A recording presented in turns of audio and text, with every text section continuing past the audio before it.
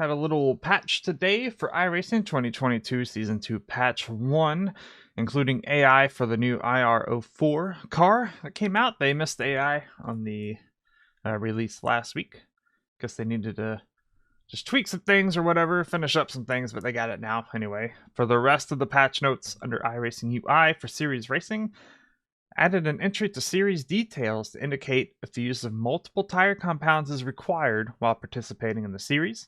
For Create a Race, the validation flow for the option to enforce the use of multiple tire compounds when creating a race has been updated.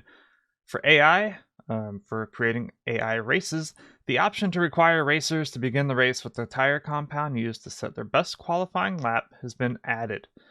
Under Time Attack, fix an issue with Time Attack modal windows erroring out if a retired car was previously pre-selected but had been replaced with a newer version.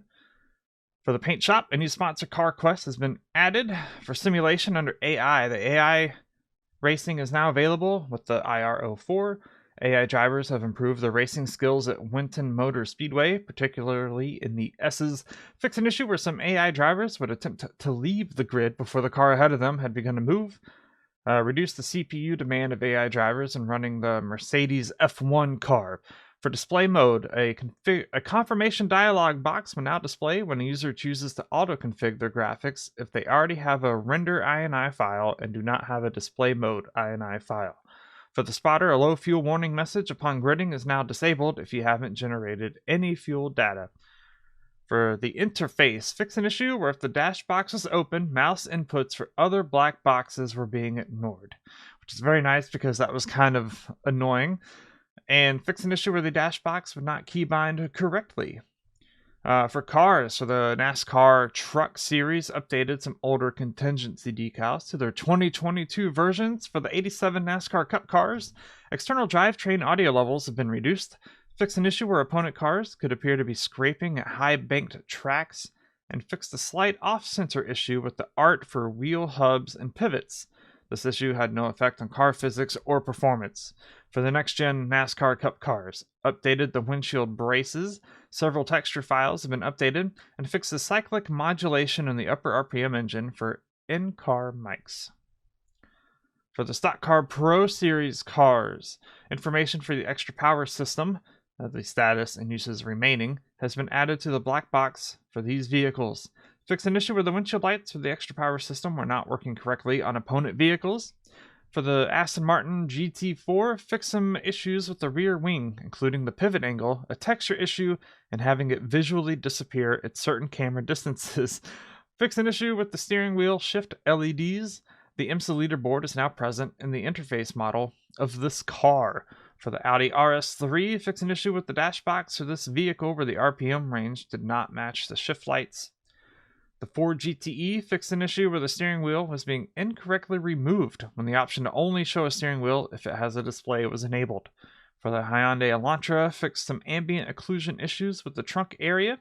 For the Hyundai Veloster, dashboard specular texture has been improved. For the iRacing Formula IR04, paint textures,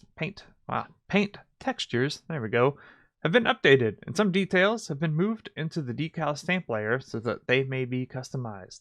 For the Lamborghini Huracan, closed a visible gap above the driver's side door.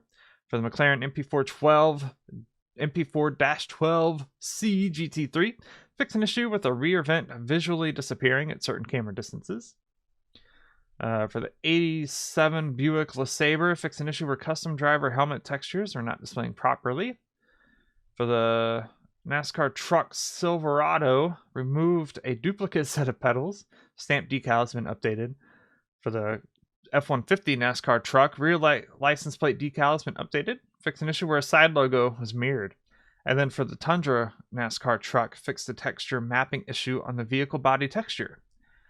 For the Pontiac Solstice, the roll bar camera view is no longer blocked.